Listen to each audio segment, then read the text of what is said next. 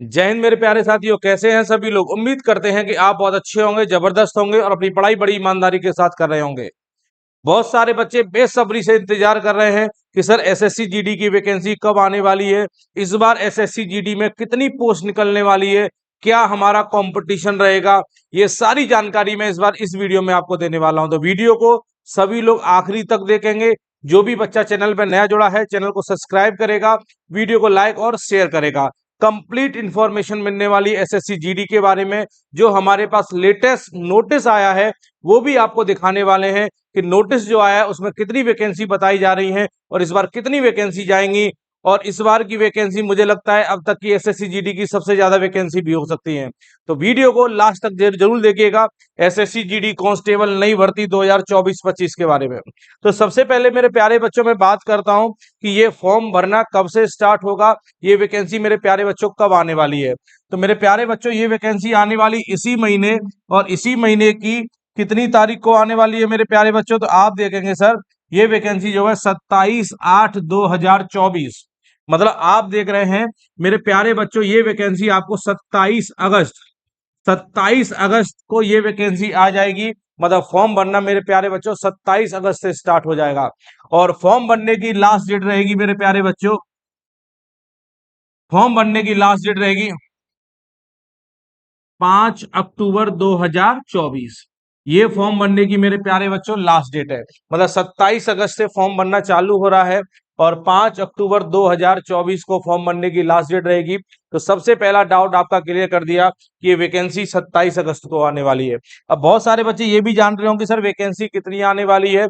तो इस बार वैकेंसी मेरे प्यारे बच्चों, उम्मीद ये है कि 60,000 प्लस वैकेंसी आने वाली है। मैं आपको पूरा नोटिस दिखाऊंगा अभी वीडियो में, और नोटिस को देखिएगा। 60,000 से ऊपर वैकेंसी इस बार आने वाली है। तो उम्मीद है कि 60,000 वैकेंसी आने वाली है, जो कि एक अच्छी खासी वैकेंसी है मेरे प्यारे बच्चों। तो आप अभी से अगर तैयारी में लग जाते हैं तो आपकी तैयारी बहुत अच्छी हो जाएगी। तो सबसे पहले मैं आपको क्या करता हूं, नोटिस दिखा देता हूं, कौन सा नोटिस हमारे पास आया है और किस नोटिस के बेसिस पे हम लोग बात कर रहे हैं।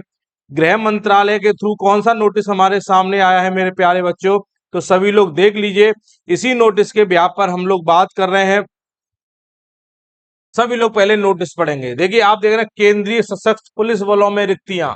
ये जो पोस्ट है 24 जुलाई 2024 की है, पीआईबी दिल्ली की है। आप कंप्लीट पढ़ लीजिएगा मेरे प्यारे बच्चों।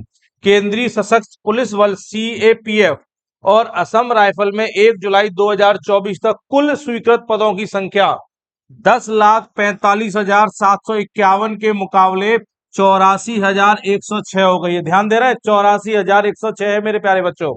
रिक्तियों को भरने का एक सतत प्रक्रिया है। मंत्रालय यूपीएससी, एसएससी और संबंधित बलों के माध्यम से रिक्तियों को तेजी से भरने की गंभीर कदम उठा रही है और उठाता रहेगा। यह भी उल्लेखनीय है कि अप्रैल 2023 से फरवरी 2024 के बीच 67,345 उम्मीदवारों की भर्ती की गई है।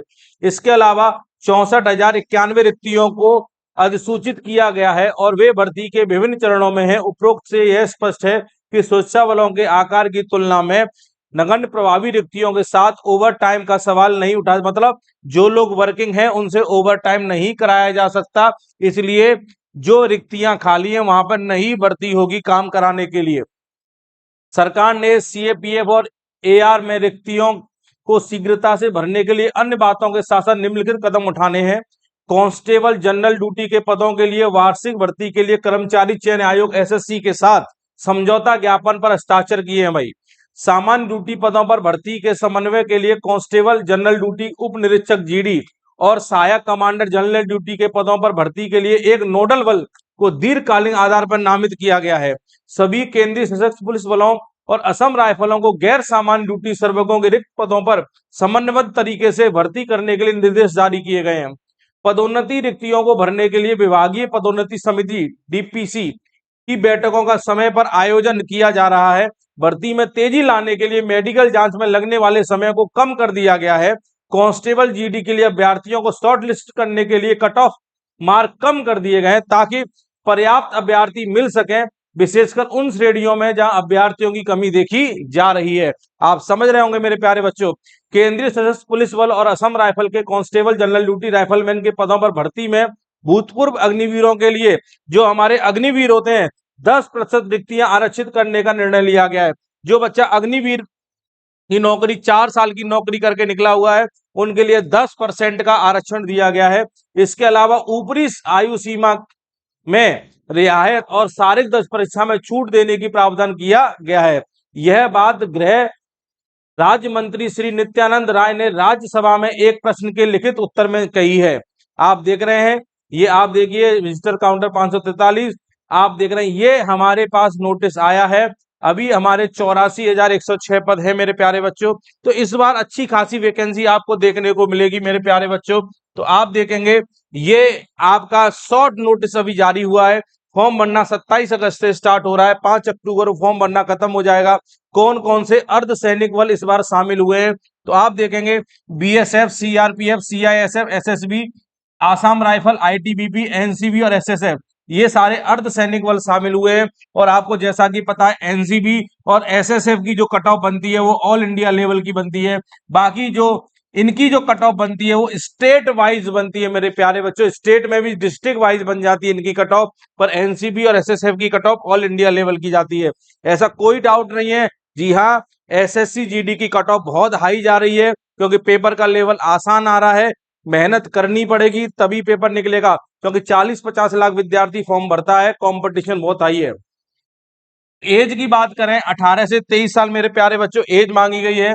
और जो बच्चा ओबीसी कैटेगरी में आता है उसे उम्र में 3 साल की छूट दी जाएगी। और जो बच्चा एससी एसटी कैटेगरी में आ रहा है मेरे प्यारे बच्चों, उसे उम्र में 5 साल की छूट दी जाएगी। आपको पता है 10th पास वालों के लिए फॉर्म है। अगर आप 10th पास हैं तो आप बड़ी आसानी से इस फॉर्म को भर सकते हैं। 18 से 23 साल आपकी इसकी एज है, ठीक है।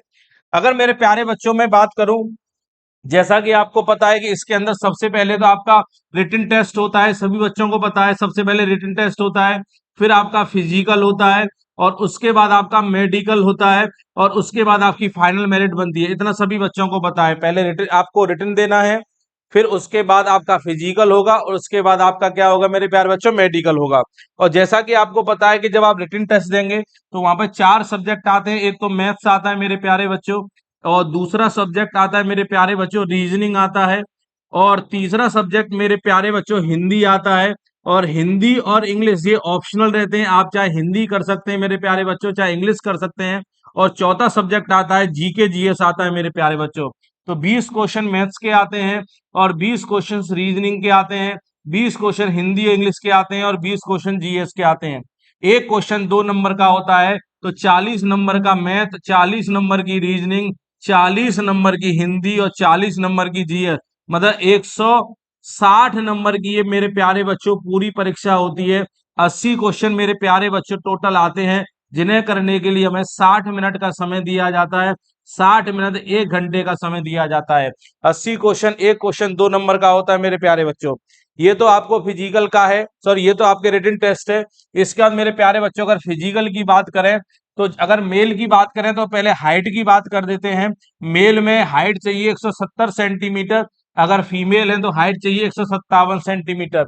इसके साथ साथ अगर आप एसटी कैटेगरी में आते हैं तो मेल के अंदर 162 सेंटीमीटर की हाइट चाहिए, और फीमेल के अंदर 150 सेंटीमीटर की हाइट चाहिए।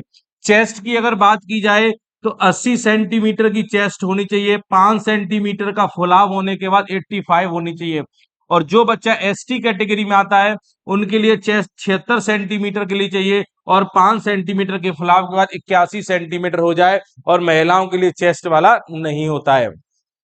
अगर मेरे प्यारे बच्चों रेस की बात की जाए, 5 किलोमीटर की रेस होती है 24 मिनट में, और महिलाओं के लिए 1.6 किलोमीटर की रेस होती है 8.5 मिनट में। तो मेरे प्यारे बच्चों मैं आपको सिर्फ इतना बताना चाह रहा हूं कि ये वैकेंसी आपको अगले महीने मिलने वाली है। अगले महीने फॉर्म भरना स्टार्ट हो जाएगा, अच्छी खासी पोस्ट मिलने वाली है। तो जो बच्चा एसएससी जीडी के लिए सीरियस है तो वो अभी से तैयारी में लग जाइए, क्योंकि जीडी की कट ऑफ बहुत ज्यादा जाती है। तो तैयारी भी आपको बहुत अच्छे लेवल की करनी पड़ेगी।